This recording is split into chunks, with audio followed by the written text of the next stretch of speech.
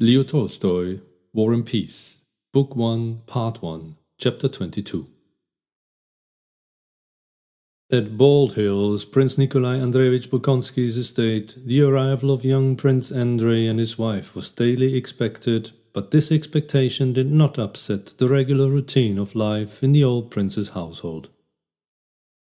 General-in-Chief Prince Nikolai Andreevich, nicknamed in society Le Roi de Prusse, ever since the Emperor Paul had exiled him to his country estate, had lived there continuously with his daughter, Princess Maria, and her companion, Mademoiselle Bourienne.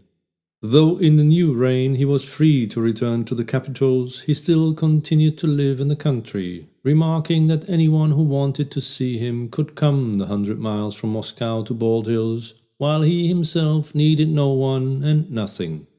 He used to say that there are only two sources of human vice, idleness and superstition, and only two virtues, activity and intelligence. He himself undertook his daughter's education, and to develop these two cardinal virtues in her gave her lessons in algebra and geometry till she was 20, and arranged her life so that her whole time was occupied. He was himself always occupied, writing his memoirs, solving problems in higher mathematics, turning snuff boxes on a lathe, working in the garden, or superintending the building that was always going on at his estate. As regularity is a prime condition facilitating activity, regularity in his household was carried to the highest point of exactitude. He always came to table under precisely the same conditions, and not only at the same hour, but at the same minute.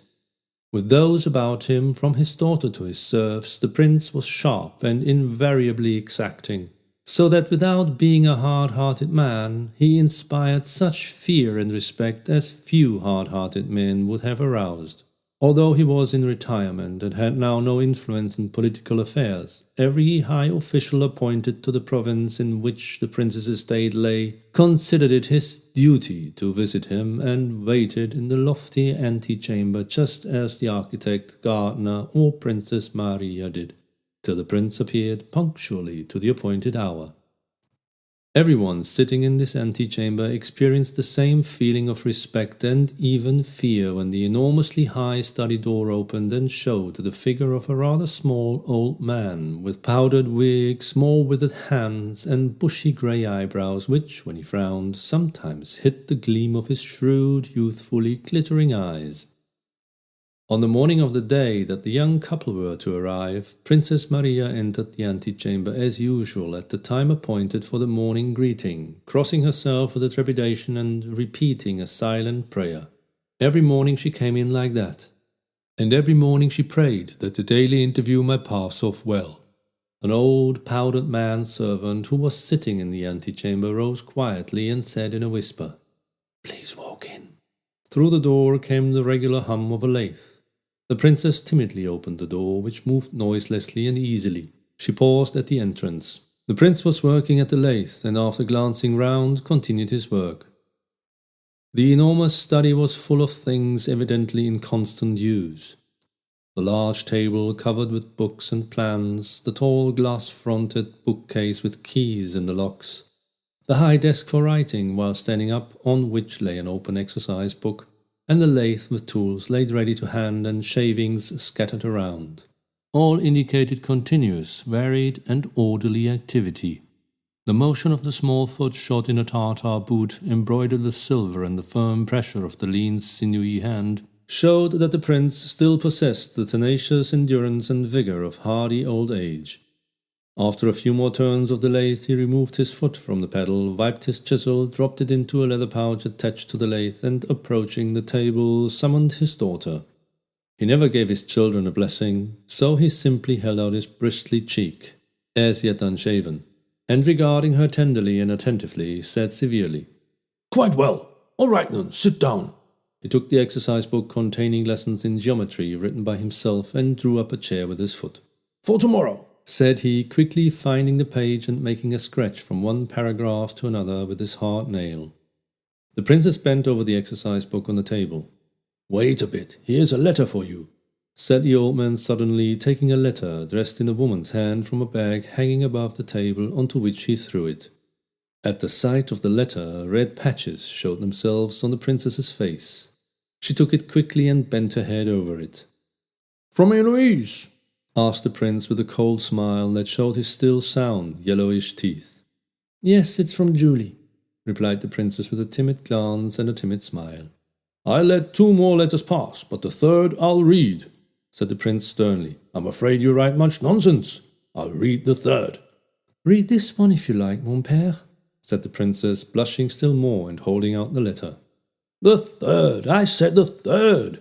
cried the prince abruptly. Pushing the letter away and leaning his elbow on the table, he drew towards him the exercise book containing geometrical figures. "Well, madam," he began, stooping over the book close to his daughter and placing an arm on the back of the chair on which she sat, so that she felt herself surrounded on all sides by the acrid scent of old age and tobacco, which she had known so long. "Now, madam, these triangles are equal. Please note that the angle ABC—" The princess looked in a scared way at her father's eyes, glittering close to her. The red patches on her face came and went, and it was plain that she understood nothing and was so frightened that her fear would prevent her understanding any of her father's further explanations, however clear they might be. Whether it was the teacher's fault or the pupil's, this same thing happened every day. The princess's eyes grew dim, she could not see and could not hear anything, but was only conscious of her stern father's withered face close to her, of his breath and the smell of him, and could think only of how to get away quickly to her own room to make out the problem in peace. The old man was beside himself, moved the chair on which he was sitting noisily backwards and forwards, made efforts to control himself and not become vehement, but almost always did become vehement, scolded, and sometimes flung the exercise book away. The princess gave a wrong answer. "Well now, isn't she a fool?" shouted the prince, pushing the book aside and turning sharply away. But rising immediately, he paced up and down, lightly touched his daughter's hair, and sat down again.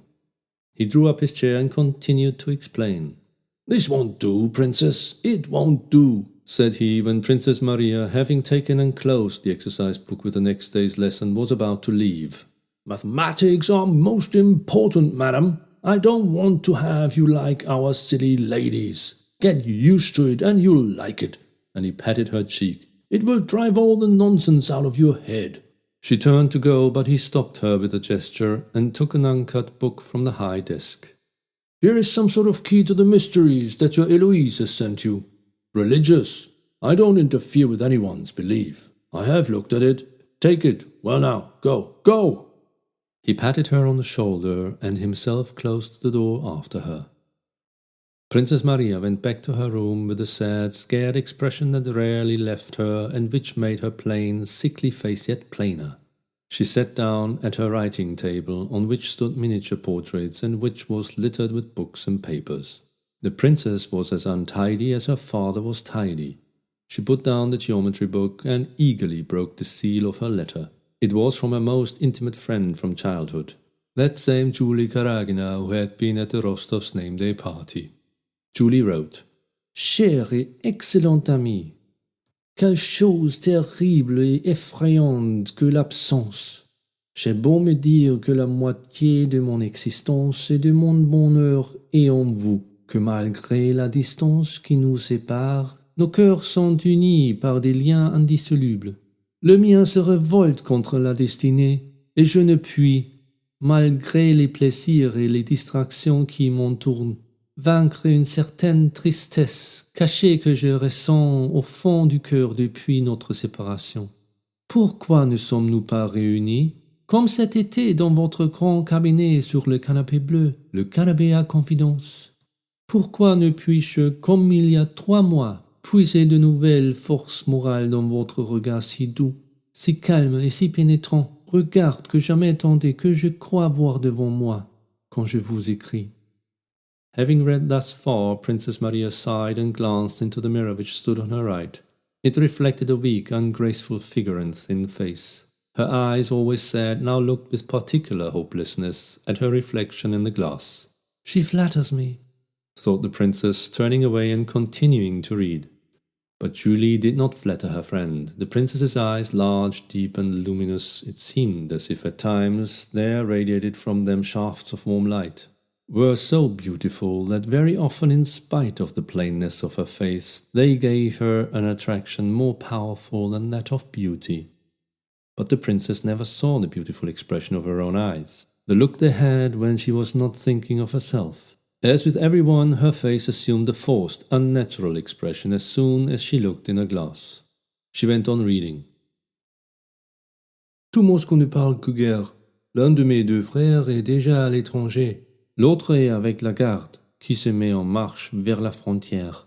Notre cher empereur a quitté Pétersbourg et, à ce qu'on prétend, compte lui-même exposer sa précieuse existence aux chances de la guerre. Dieu veuille que le monstre corsicain qui détruit le repos de l'Europe soit terrassé par l'ange que le Tout-Puissant dans sa miséricorde nous a donné pour souverain. Sans parler de mes frères, cette guerre m'a privé d'une relation des plus chères à mon cœur. Je parle du jeune Nicolas Rostov, qui avec son enthousiasme n'a pu supporter l'inaction et a quitté l'université pour aller s'enrôler dans l'armée. Eh bien, chère Marie, je vous avouerai que malgré son extrême jeunesse, son départ pour l'armée a été un grand chagrin pour moi. Le jeune homme dont je vous parlais cet été, tant de noblesse, de véritable jeunesse qu'on rencontre si rarement dans le siècle où nous vivons parmi nos vieillards de 20 ans. Il a surtout don de franchise et de cœur. Il est tellement pur et poétique que mes relations avec lui, quelque passagères qu'elles fussent, ont été l'une des plus douces jouissances de mon pauvre cœur, qui a déjà tant souffert. Je vous raconterai un jour nos adieux et tout ce qui s'est dit en partant. Tout cela est encore trop frais.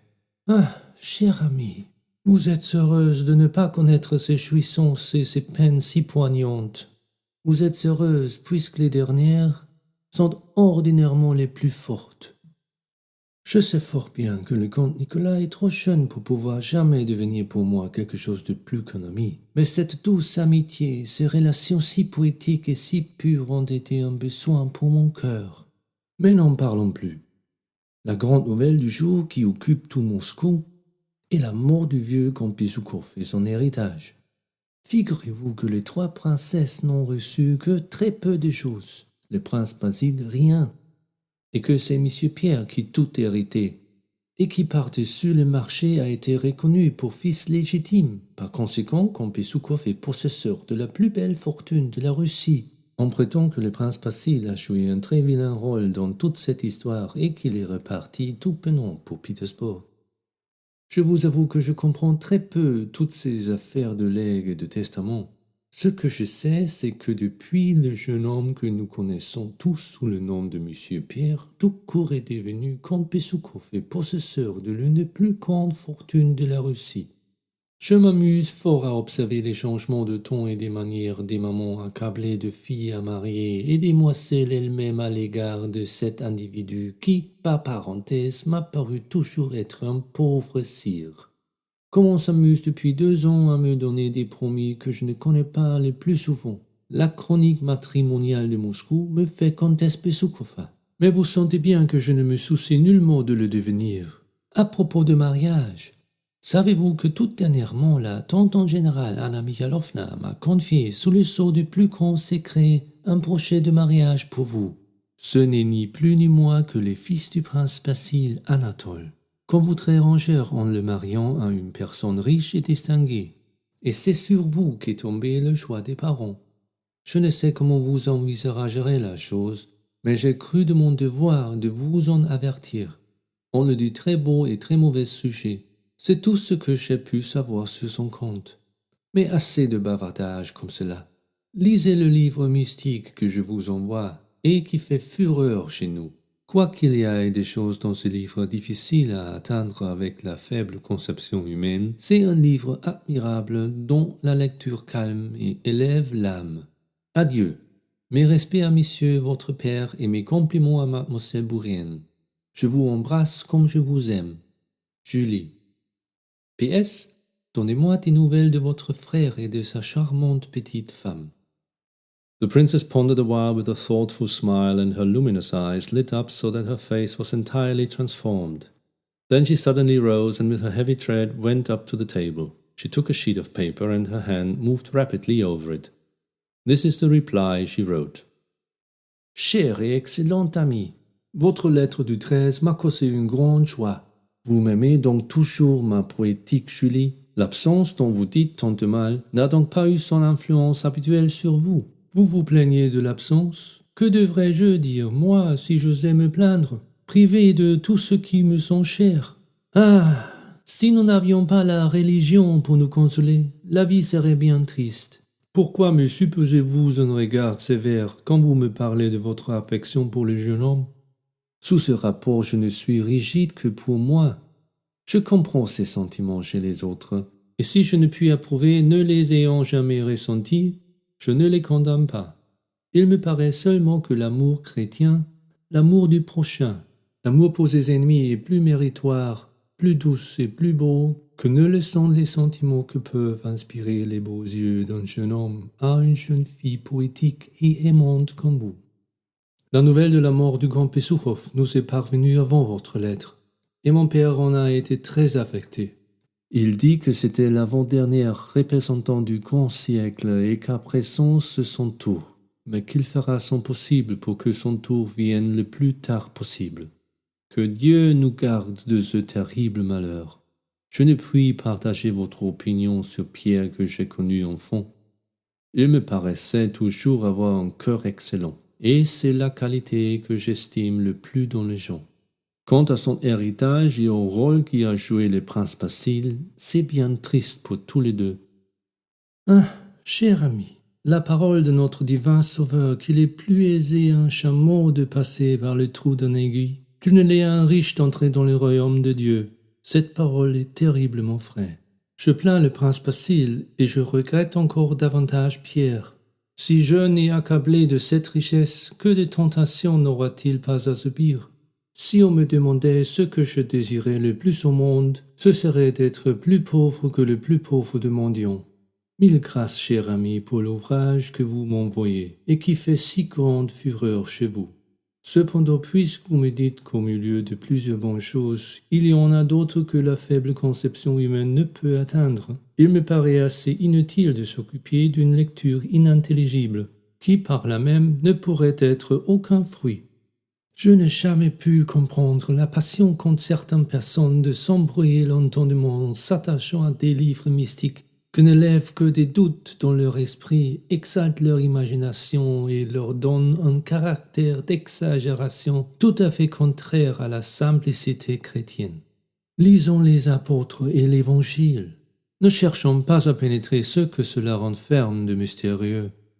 Car comment oserions-nous, misérables pécheurs que nous sommes, prétendre à nous initier dans le secret terrible et sacré de la Providence? Tant que nous portons cette dépouille charnelle qui élève entre nous et l'Éternel un voile impénétrable, bornons-nous donc à étudier les principes sublimes que notre divin Sauveur nous a laissés pour notre conduite ici-bas.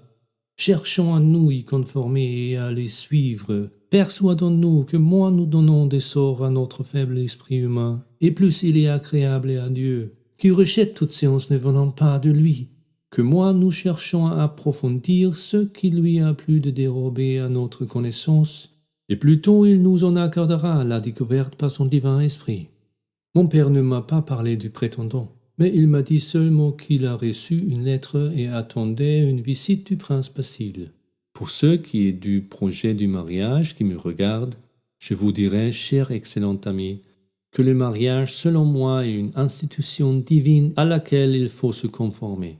Quelque pénible que cela soit pour moi, si le Tout-Puissant m'impose jamais les devoirs d'épouse et de mère, je tâcherai de les remplir aussi fidèlement que je le pourrai, sans m'inquiéter de l'examen de mes sentiments à l'égard de celui qu'il me donnait pour époux. J'ai reçu une lettre de mon frère qui m'annonce son arrivée à Bald Hills avec sa femme. Ce sera une joie de courte durée, puisqu'il nous quitte pour prendre part à cette malheureuse guerre, à laquelle nous sommes entraînés Dieu sait comment et pourquoi. Non seulement chez vous, au centre des affaires et du monde, on ne parle que de guerre. Mais ici, au milieu de ces travaux champêtres et de ce calme et de la nature que les citadins se représentent ordinairement à la campagne, les bruits de la guerre se font entendre et sentir péniblement. Mon père ne parle que marche et contre-marche, chose auxquelles je ne comprends rien. Et avant-hier, en faisant ma promenade habituelle dans la rue du village, je fus témoin d'une scène déchirante. C'était un convoi de recrues enrôlés chez nous et expédiés pour l'armée. Il fallait voir l'état dans lequel se trouvaient les mères, les femmes, les enfants des hommes qui partaient et entendre les sanglots des uns et des autres. On dirait que l'humanité oublie les lois de son divin sauveur, qui prêchait l'amour et le pardon des offenses, et qu'elle fait consister son plus grand mérite dans l'art de s'entretuer. Adieu, cher et bon ami. Que notre divin Sauveur et sa très sainte Mère vous aient en leur sainte et puissante garde. Marie. Ah, vous expédiez le courrier, princesse. Moi, j'ai déjà expédié le mien. J'ai écrit à ma pauvre mère, said the smiling Mademoiselle Bourienne rapidly, in her pleasant mellow tones and rolling her guttural French R's. She brought into Princess Maria's strenuous, mournful, and gloomy world a quite different atmosphere, careless, light-hearted, and self-satisfied. Princesse, il faut que je vous prévienne, she added, lowering her voice and evidently listening to herself with pleasure, and speaking with exaggerated grassement. Le prince a eu une altercation avec Michael Ivanov. Il est de très mauvaise humeur, très morose. Soyez prévenus, vous savez. Ah, cher ami, replied Princess Maria, je vous ai prié de ne jamais me prévenir de l'humeur dans laquelle se trouve mon père. Je ne me permets pas de le juger, et je ne voudrais pas que les autres le fassent. The princess glanced at her watch, and seeing that she was 5 minutes late in starting her practice on the clavichord, went into the sitting room with a look of alarm. Between 12 and 2 o'clock, as the day was mapped out, the prince rested and the princess played the clavichord. This is the end of chapter 22.